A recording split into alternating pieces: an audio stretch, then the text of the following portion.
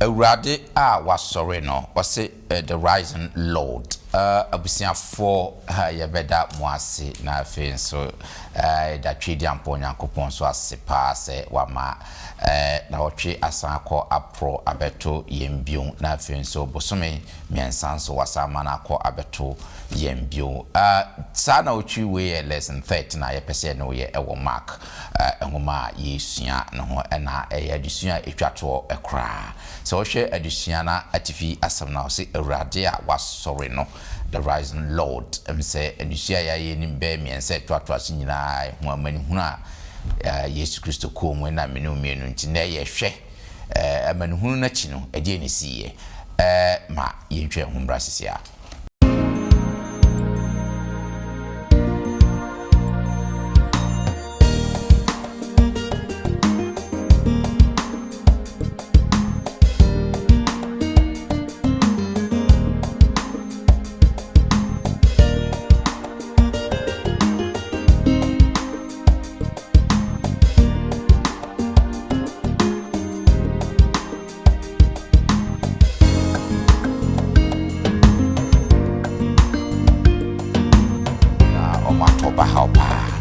na otwe mu yebehwe ni wo na chi no afei ne esiye so asore na no kura dia ada na Kristo wanyi ni ho adi ankyere mema wose womode Onyankopɔn asɛm no ekoye na we no e de ni gesem na ebre sanse nkwaje no aye nipa dia God said no matter situation be ayi wo no God will take us through.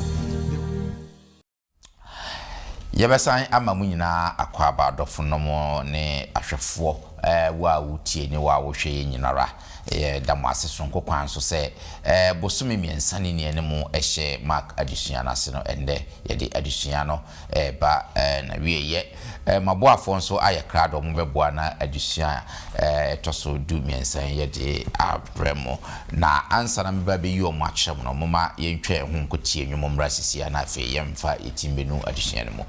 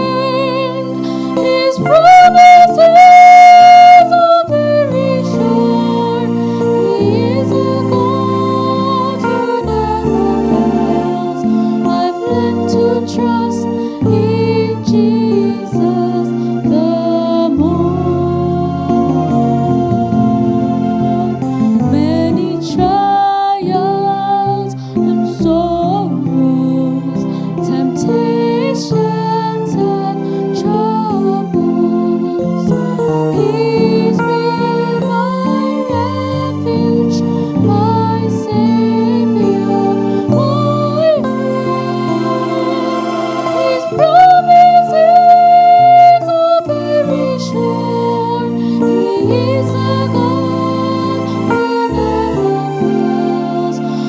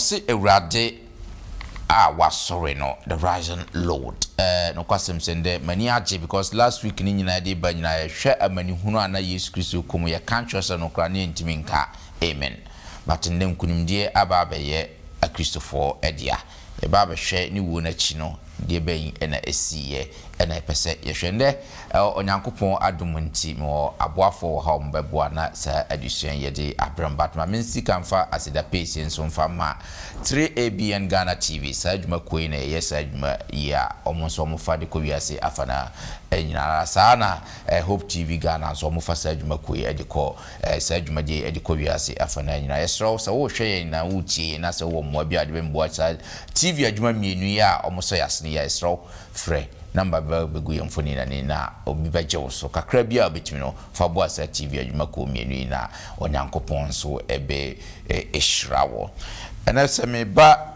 fidua mu hase ya media musonfo Bismarck mensa ye wadom mesan ewo Foster twum eka me ho ewo hase openi Foster ye mo akwa aba with us in so say and then so you turn suffer what me aba me call many more elder kings for dia boa man so and at your neither ya mo akwa great to see you back again now fe me call many more elder Dr. Alex Collins afan so na eti hono elder ya mo akwa great me that say and then so what me aba na me call many more new penny John Mensa Thompson so and at your penny John ya mo akwa Yenua Bismarck. Great. That's so say munyina yeton safra mwasan timi aba say and adusua no mani age pa sanse fiti last week ba nyina na ya awrodie ohwe boa ye bu Yesu pra ye twa no description a ye de ma efa ade a ye de hwe Yesu tia muka se opensu anom just say de ye no kwasem se na ya awro but nkunimdi aba ba ye de wo sa na otwe mu ntine wo se de anije edi shesa na otwimu addition mo babia wo biara no katwani na mema Foster emompaye emaye emi a wo so na de hene wona de nyina mu e ba wona ase na o mai humu no ntiase estro se ene da ya ebi wasemi so bi wo haw bi wa mane na otia ani haw na mane no enko en show dia munyam also yenso aye baba pense semu my hormone tiase yentin fan show dia munyam e wie no onam do so aboy wakan hu ade nyina emu e wo Yesu di munti amen good last week na afi yehwe Yesu amani hunu na de kopim asenua no so ye born asenua na yehu se Joseph of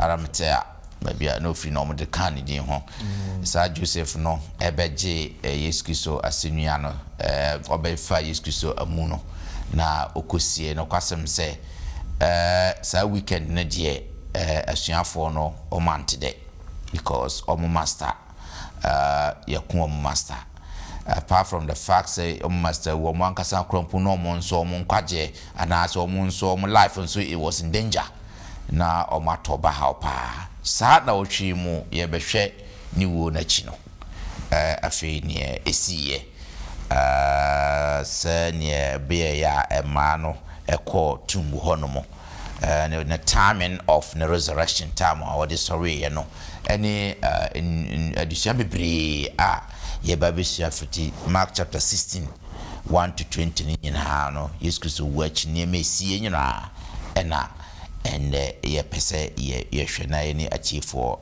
ye che ye nka abosam no ye befa afri Mark chapter 16 verse 6 Mark chapter 16 verse 6 ye nhwe ne ewo ho right say I'll say on say Momo bring mo hwe Yesu Nazarene a obo no asenia mu no wanyane oni ha hwefa ko a odi no toye amen great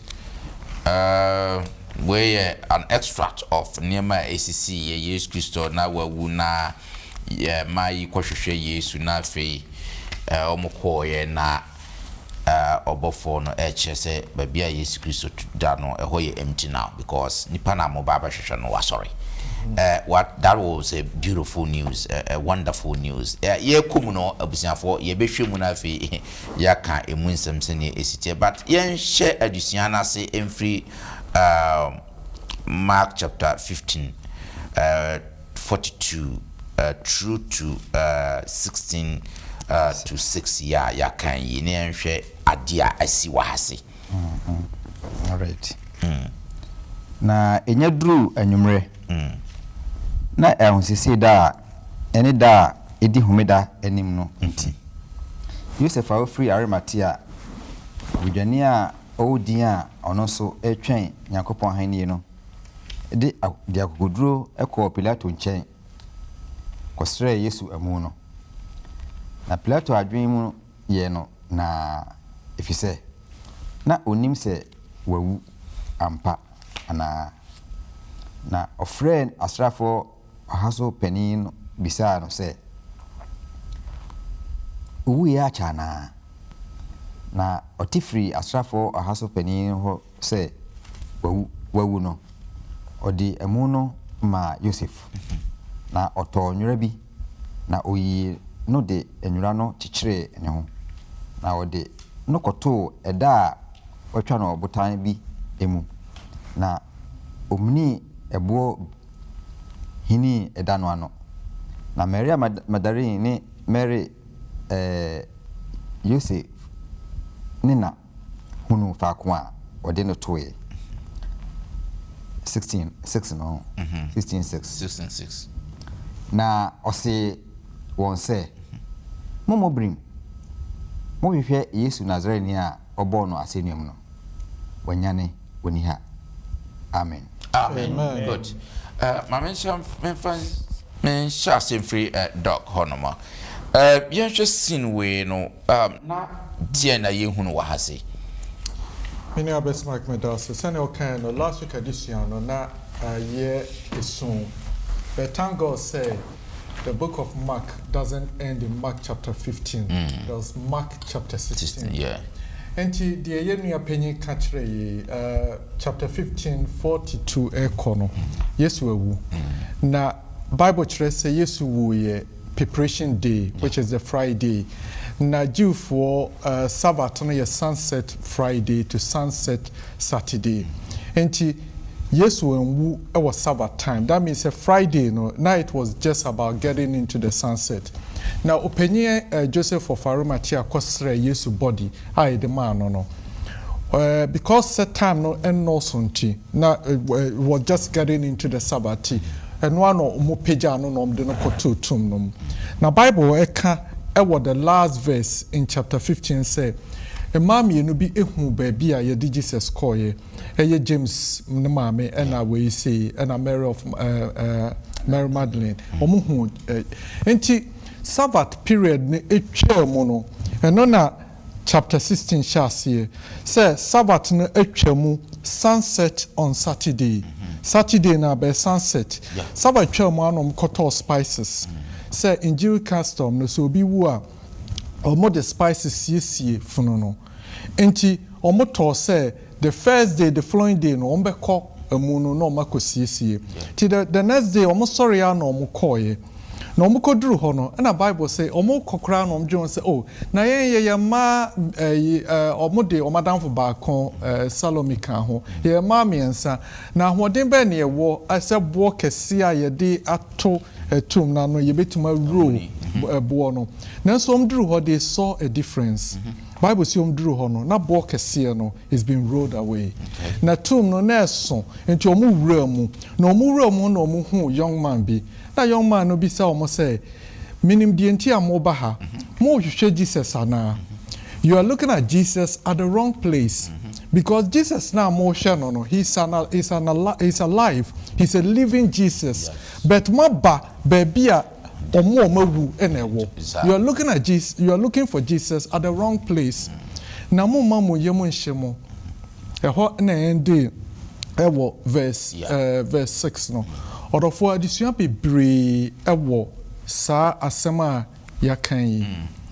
One say senka the book of Mark and day chapter 15 and ka reho ne besi. Yeah.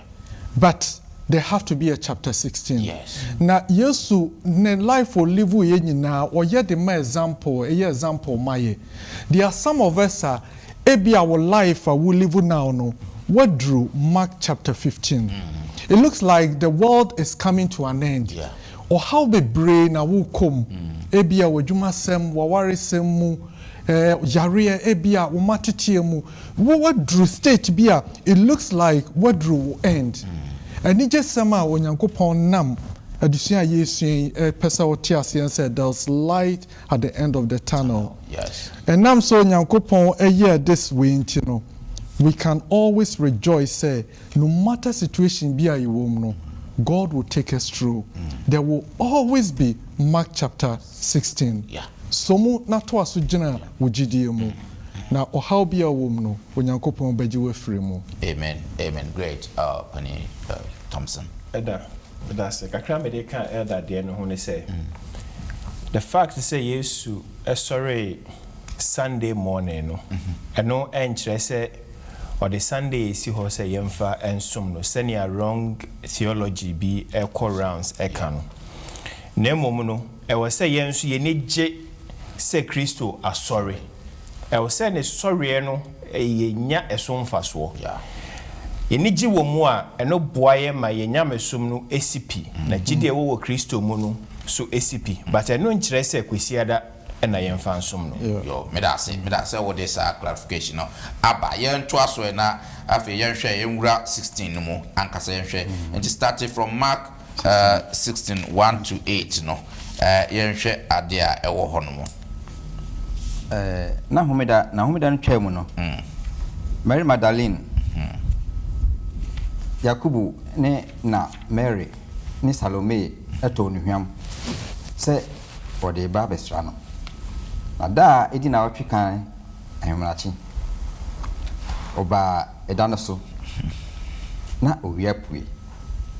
Na wosese won ho se mana obemuni obo no afri edano mu ano amaye. Na woma woni so no. Ohunu se obo no amuni. Enso na esukokuru. Na okọ edano mu no ohunu abrante bi se otini faso ehye atade tintin fita na obobrim na ose won se momobrim mo hwe Yesu Nazareni a obo no asenuam no wonyane oni ha hwe fa ko a odene toye amonko enko kan kire asuafo no ni Petro se odi monim akọ Galilea eho na obehu no senia okakire mo no na ofri edi ntemwa dwane free eda no na anpopo ne ahodwiri aka won na wanka hwe ankire obia efise na usro amen. Amen. Great. I see the stone was rolled away. What's that? Has it not DNA hun wa ha? Okay, I'm say that's it.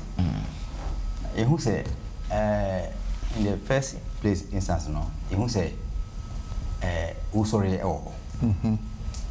Yes Christo. Now people doubt say ultimate sorry. Senior fire war trainer fire gas strong people near the strong chain to upon doubt say ultimate sorry. Forgetting say or your body. Yes. Because Christian, you know, not really ho, but there was people, something was existed. Yeah. And now, what won't you know? So we need ya bones or your body. Or your body, yeah. And we see a man and echo no. So on como a kai, the used to catch up now, community and comedy and I work with Strano. Because I say Mary Madari, Mary, they were the Alabasta bottle, no, yeah, no. Anka on catching say was 1600 that come on was now already no why in hojuma that yes but omokoye na ihu say owu sorry owuye osie no sir osore sorry na nipa hu e dia that say sorry yeah na je say na first hu adam na say empty na esi no oni ho yenya obi e kire say oni ho pa nipa so hu say oni ho ya ene ne ka kire na we no e de ni gesem na e brain san say nkwaje no aye nipa dia ya ni botae no awie mu die because senko kamna mu dia ananke nkwaje no antimi enwie pe we ne bra e wo no ene bra wo wi our sorry link enti bra ye wo no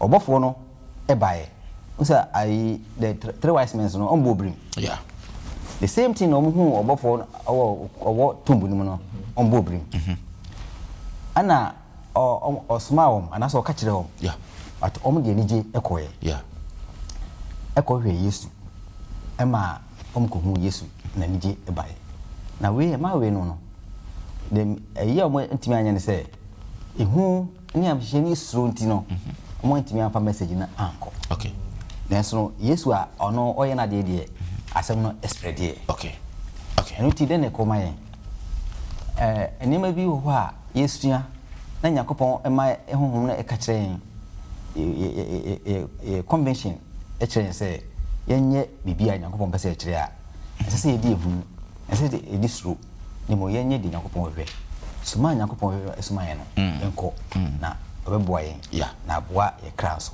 great yo me da say openi foster mama ko Thompson so a man response no na eti say omukọ edi omukọ hu ye okay me da say this man say wo hwe Samuel Njem White ekaye anaso troye ewo the desire of ages page 788 o say a man bi ejina ho etwen ye say Sabbath be kwa wiye yeah na ne also mo ye no o mai say na data kan so makosra body no o say on the first day of the week no anopa tutu o mo sori ko enna so na wo mo de eduhwam edekọ say wo mo kwakosra Yesu Kristo ni mu no engo na wo mo kọ no na neoma wo mo di hu nkomo eye Yesu a wewu dwumedi ahodo a odi wa asase so nyoma papa oyeye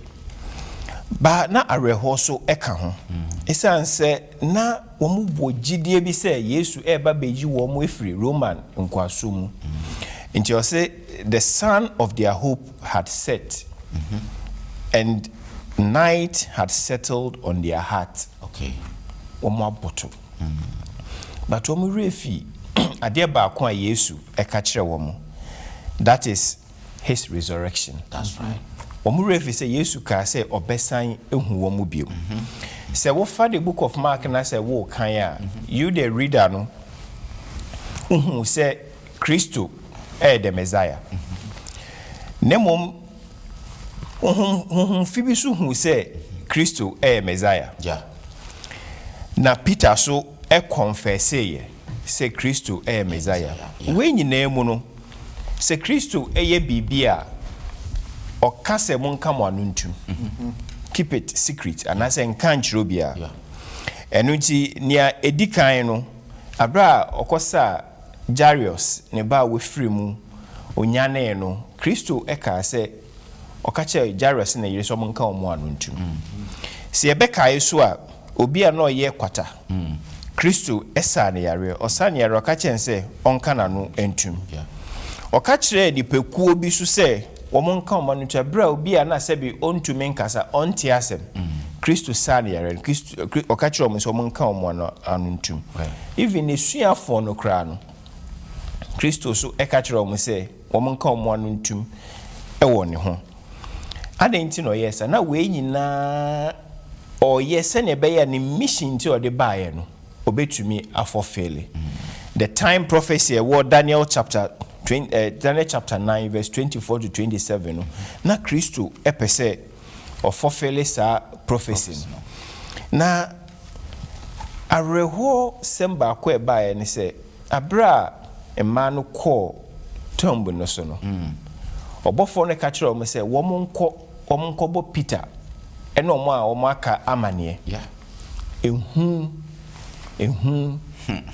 nti wɔn ɛka wɔn ano tum. Yes. Ehu yɛ adeɛ bi a ɛsɛ nipa nneɛma bebree. Yes. Yɛ daadaa asetena mu.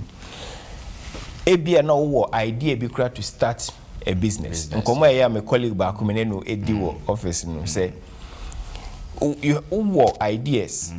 Nanso the fear of the unknown. Yes. Nti business a me koye then na menya we be to me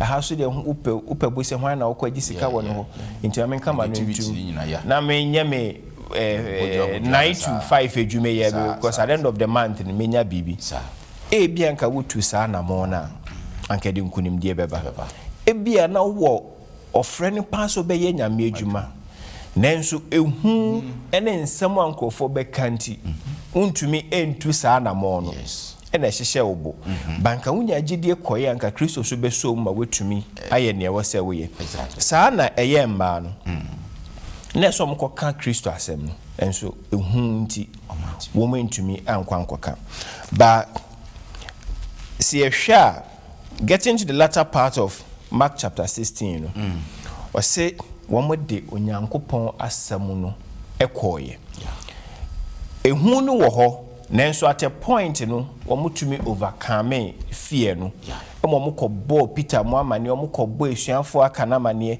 mo nyankopɔn asɛm no ekoye de ba asɛm ene ekoye the resurrection.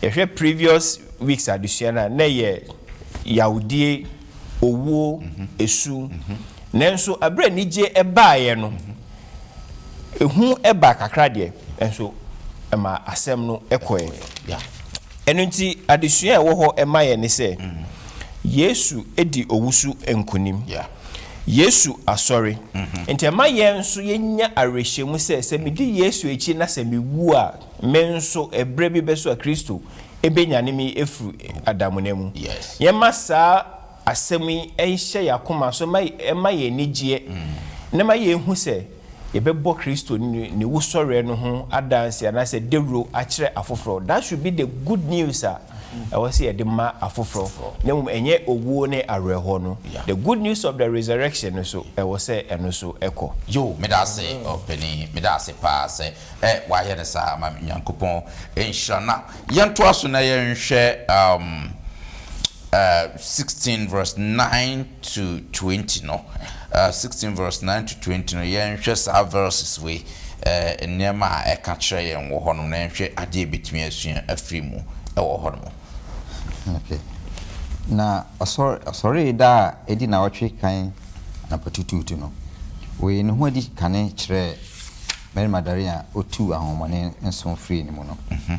Na kokosi won a wone no tinae na won re aho na orisu no.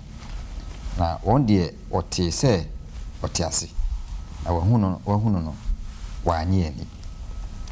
Yenom akiri no oyi no ho adi suban foforo mu kire won mu banu a na wonam reko ekura na won so babeka kire nkaye no na wanye won so eni akire yi a di baako no te adidie eno oyi ne ho adi kire won na oka won anim gi a onyini no ne won akomam den se wanye won a ohunu no se wasore no eni nti na o se won se monko wiase nyina koka sempa no nkyere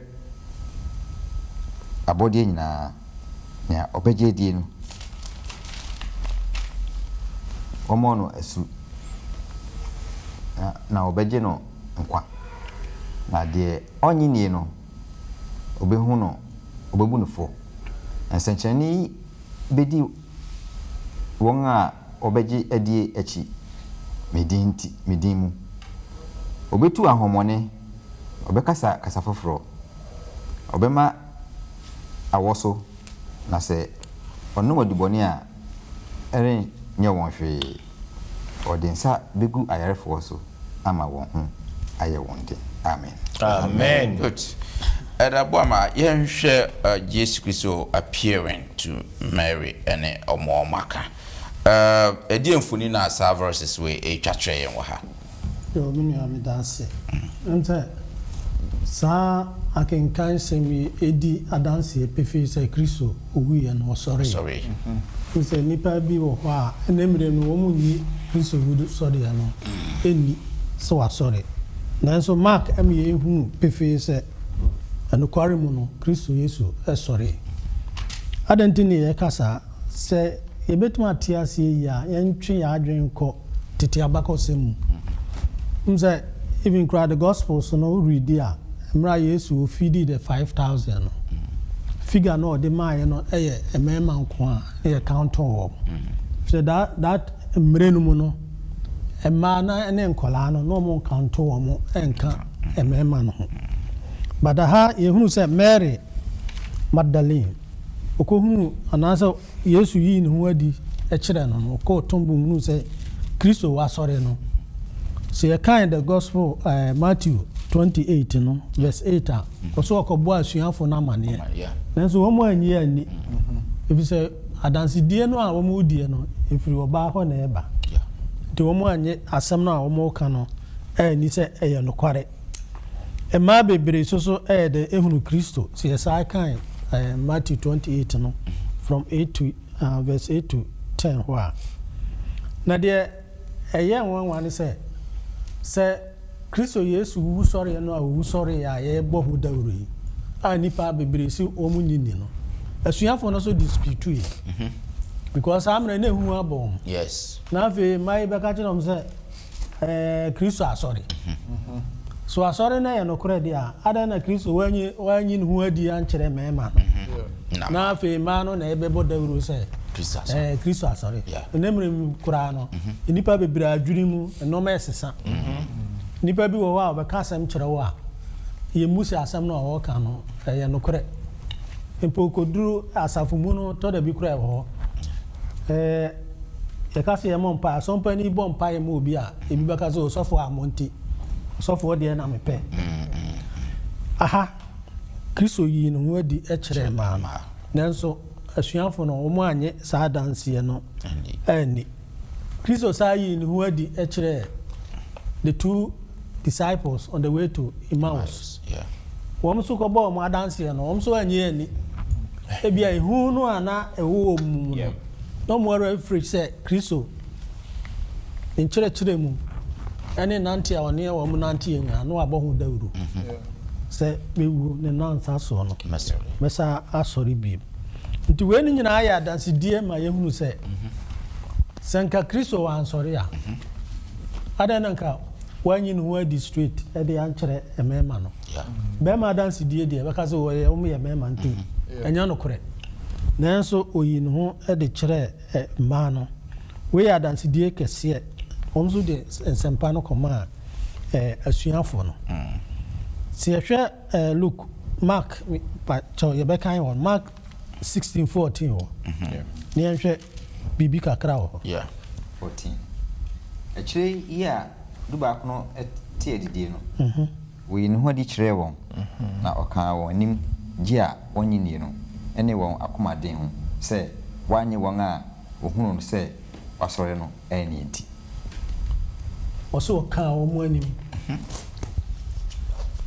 asɛm a wɔn bɛka kyerɛ yɛn no yɛsi yɛn nyinni yɛde Kristo nsɔre ada na wɔsɛ Kristo kɔka wɔn anim efisɛ na yɛ no korɛ sɛ wasɔre nanso enam anyi ani ehunhun mu a na wo asuafo no mti no Kristo eka wo mo anim enam ehu a na wo mu ema wo mo so omugidie atoba ani nti Kristo yɛ den oka wo mo anim ti wenum nyina no e confirm ema no report om de ba sa ampa Kristo wa sorry Kristo se mun ko Jerusalem na mun ko twen nanso no mo yɛ den mo adwane ebi nam Emmaus ebi nam ha tini nyina no na ye akoye nimka ade amom se adanti na asɛm a ɛbaa no report no ene mo anante ma kyerɛkyerɛ mo adan na munyini nemre mu so pebebre no ya na yeji onyankopɔn asɛm akyinye empo yanya a yesi ya behunu han no to da bia yeji nyankopɔn ho akyinye bebre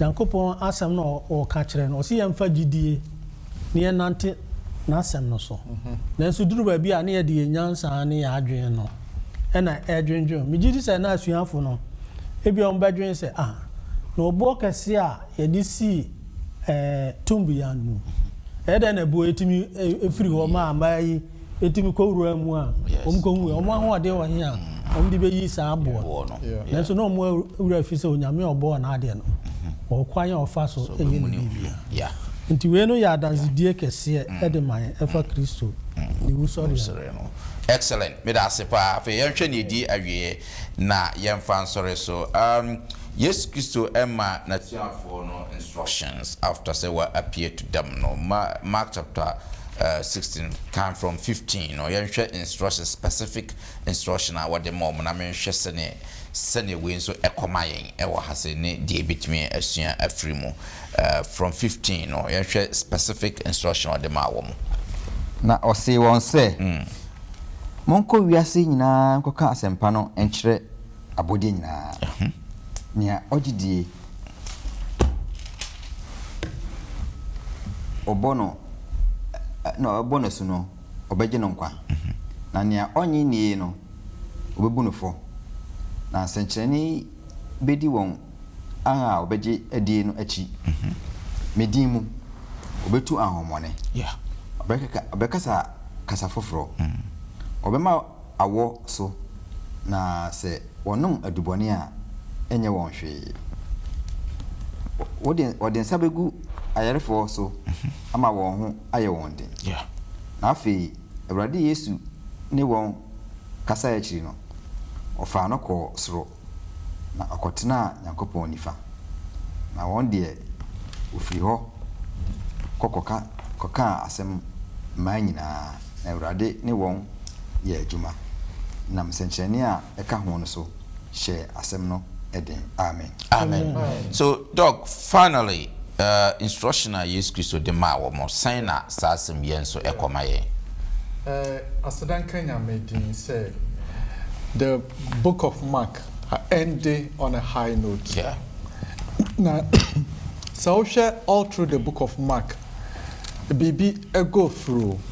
Say yes Christo yan sentrene and oni obi abo encounter bia no waka kyerɛ say ade amayi men kan kyerɛ obia yeah nanso nipa no call ya no wakoka kyerɛ nipa bebree there are a lot of instances but this is one particular instance a man ekoto abrantie no ɛwɔ emu no mu a ɔka kyerɛ ɔmo sɛ Yesu asɔre enti monkɔ na monkɔ kan kyerɛ amanfo obia no.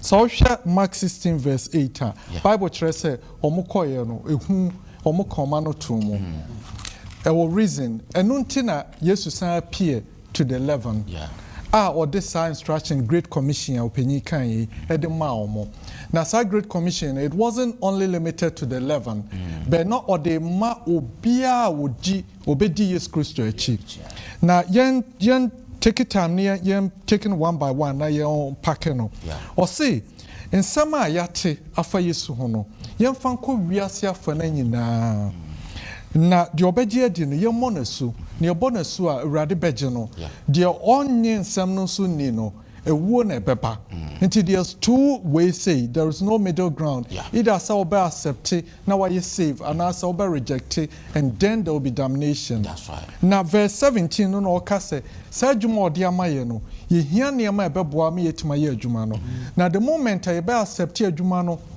na ye sequence so say ye adwuma no o say science ensentrani ebedi echi. There will be healing, signs of healing. Or see impossible the answer so woman pa on kaye. You no poison pa enye ye.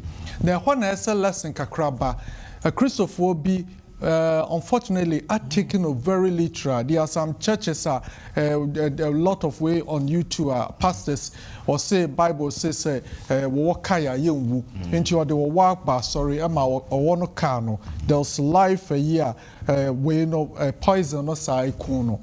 God is not talking about literal. He says son or kenti now una mana o hwehwe ma walk a cow una mana o hwehwe poison or care about to me once onyame adwuma no say wo ya do you face a lot of challenges as every time be a life and death.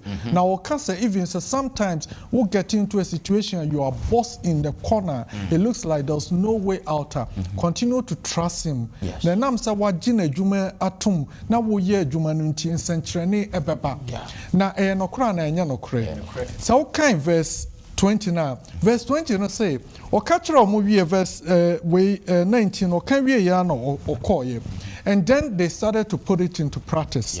To see some na wakana no kra na enya no kra.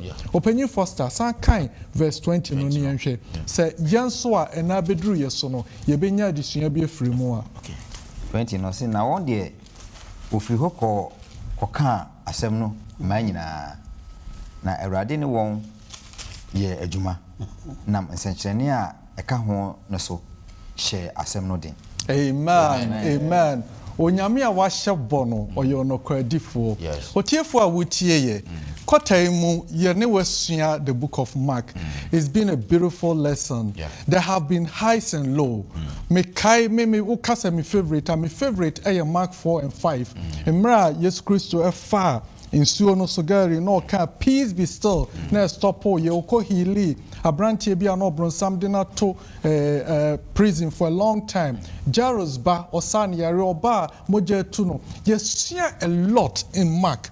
Enu echi no we have had personal encounters with God. Na dear Erade can say dear wasua nyina watia fam ho nyina no fa sansem no ekowiase afana ebia woyam hyehyew na ochro say wusi kwan no so se wo kwa nsenkyereni bedi wachi tumi a wohia ede aye adwuma no obema sa tumi no nokra na enya nokra no ne akan verse 20 no a kire say 11 no started the year adwuma no they saw the power. Into order for the Western quarter munina no, Unyame shall say, Nyakukodro, Sre Unyame Wahorden, Nafako, Elko Viasia Fanena. Amen. Open the first now, we're concluding very well. But emphasis is say, Nyobejedi. You will bring on. I say, who is Christo, but engineering. Those essentially now come as a man, will not follow you. So what I say, it is a genidi. Na a man no better you, sir. Na so essentially no other of you. When I said opening example ka come there to dock the end so Paul. Abra Paul ye nyame adwuma no. Say at a point owo eka no. But he says na nyame tumi no ewo ni mo de ye adwuma nti. Paul etwa so eye na adwuma wengu. Ma other people edi adanse ekram ka say he is a god or he's but na ye nyame na de no eye adwuma. Nti obe no poison owo bekaw na nso esan say wo ye nyame adwuma nti bibia finally elder amedase si ye hwe na ye mri mu a sankyere na ye kan eda dida epifi na so to da bia ye no your perception of sankyere no ya na ene twerese no ede enko sankyere ne be pa na so se okowisani na so de bonye ni de no be ma Kristo owudi ni obi a odi awu okromfo a obi ani no obesisa ne suban obedi Kristo achi ene no sankyere ne a edimu nti esiwa ya akwa mu da biara bia ne ye bi anase suban bia na me wo mu a na enye ne Kristo asesame maba suban papa mu ehye ne die animu nyam ene ye nsankyere ne kese great madam was say abusia for the book of Mark no na otwe no ye about na wie me say yesua enema bebre ye hu say Mark engoma no na achimu mieno from chapter 1 bepim chapter 8 no na eche who is Jesus.